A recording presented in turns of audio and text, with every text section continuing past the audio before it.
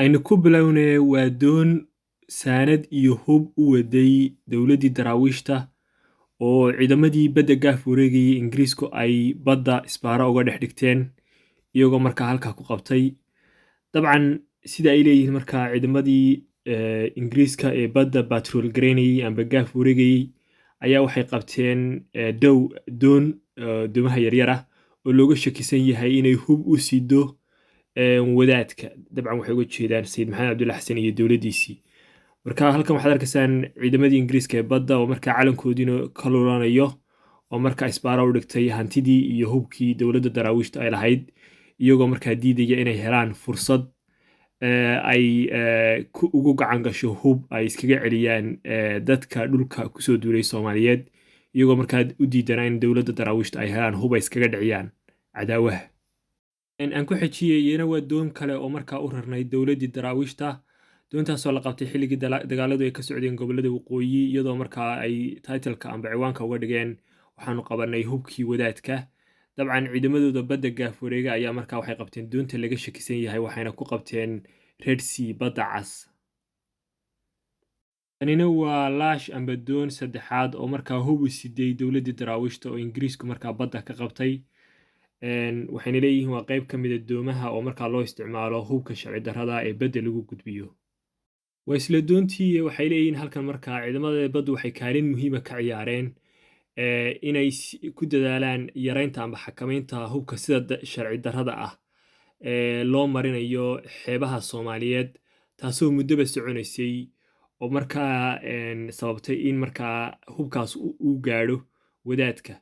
hubka gaadhaya wadaadka oo markaa cadadkiisu ahaa sida ay sheegayeen boqolaal qori amba boqolaal hub oo kala duwan oo markaa faa'iido yar iyo faa'iido weynba leh. marka halkan waxay ku sheegayaan in markaa ay badda howlgallo ka fulinayeen ciidamada ingiriiska markaa Royal Navy-gu, iyagoo markaa xakameynaya isu socodka hubka ee markaa gaadhaya xeebaha Soomaaliyeed. sidoo kale waxay halkan ku sheegayaan inay kordhiyeen ciidamada gaaf wareegaya badda oo doomo dheeraada ay markaa u soo dejiyeen ciidankooda. xilligii nabadda ingiriiska iyo daraawiishta ay kala seexdeen ayaa doon ay qabsadeen, inkastoo ingiriisku ay warqadan uga soo jawaabeen iyagoo markaa asraaraya in doonta ay iyagu qabsadeen oo marka ay leeyihiin waxaa qaatay amba qabsaday doonta dowladaha kale. sababtay u qabsadeenna ay kusoo dareen oo leeyihiin laga yaaba inay tahay in ay ka hortaga hubka iyo sidoo kale rasaasta. marka dowladda ingiriiska markaa iyadu dafiraysa inay iyadu ayna qabsanay dowladaha kale qabsadeen, sababtuna laga yaaba inay tahay in la xakameeyo hubka iyo rasaasta markaa doomaha saarnaa.